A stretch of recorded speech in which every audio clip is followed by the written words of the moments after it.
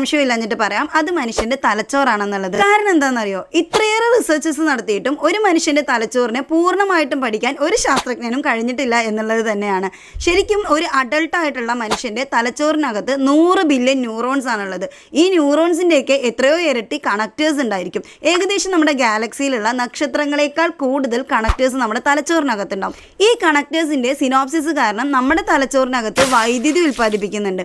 ഈ വൈദ്യുതി കൊണ്ട് നമുക്ക് ഏകദേശം 72 മണിക്കൂറിനകത്ത് നമ്മുടെ സ്മാർട്ട് ഫോൺ ചാർജ് ചെയ്യാൻ പറ്റും. അത്രയേറെ വൈദ്യുതി നമ്മുടെ തലച്ചോറിനകത്ത് ഉൽപ്പാദിപ്പിക്കുന്നുണ്ട്. ഇനി ഏകദേശം നമ്മുടെ തലച്ചോറിൻ്റെ മെമ്മറി സ്റ്റോറേജ് കപ്പാസിറ്റി എത്രയെന്ന് ചോദിച്ചു കഴിഞ്ഞാൽ 2.5 mm GB ആണ്. ഏകദേശം അത് നമ്മുടെ ഒരു ബ്രെയിനിൻ്റെ സ്റ്റോറേജ് ഒക്കെ ഒരു ഫ്ലോപ്പിയിലോട്ടോ അല്ലെങ്കിൽ ഒരു പെൻ ഡ്രൈവിലോട്ടോ ഹാർഡ് ഡിസ്കിലോട്ടോ ഒക്കെ നമ്മൾ മാറ്റുകയാണെന്നുണ്ടെങ്കിൽ ഇപ്പം നിങ്ങൾ കണ്ടുകൊണ്ടിരിക്കുന്നത് പോലെ കണ്ടിന്യൂസ് ആയിട്ട് ഒരു 300 വർഷം കാണാൻ മാത്രമുള്ള മെമ്മറി നമ്മുടെ തലച്ചോറിനകത്ത് സ്റ്റോർ ചെയ്ത് വെച്ചിട്ടുണ്ട്. വീഡിയോസ് അല്ലെങ്കിൽ മറ്റുള്ള കാര്യങ്ങൾ കേട്ടോ, ഇൻഫർമേഷൻസ് നമ്മുടെ തലച്ചോറിനകത്ത് സ്റ്റോർ ചെയ്യാനുള്ള കപ്പാസിറ്റി ഉണ്ട്.